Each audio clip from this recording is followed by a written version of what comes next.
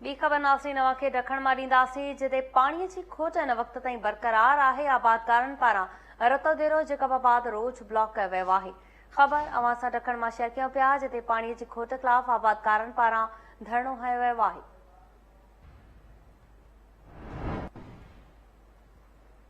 निमशाख में पाणीअ जी खोट ख़िलाफ़ आबादकारनि पारां टायरनि खे बाहियूं ॾेई निमशाख पुल ते धरणो हयो वियो। आबाशी अमले ख़िलाफ़ नारेबाज़ी कई वई आहे।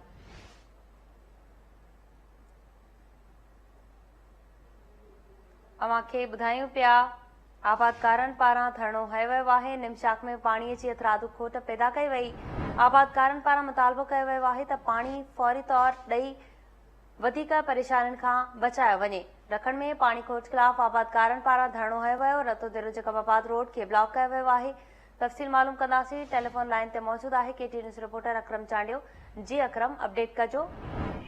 आज ॾखण भरिसां निमशाख में पानी की खोट ऐं आपाशी अमलदारनि ख़िलाफ़ हाजी सनालाए गोपांग, ज़मीर गोपांग, अब्दुल्ला गोपांग ऐं ॿियनि जी अॻवानी में एहतिजाजी मुज़ाहिरो करे निमशाख पुल वटि टायरनि खे बाहियूं ॾेई रते देरो जैकबाबाद इंडस हाईवे ते रुकावटूं रखी धरणो हयो आहे।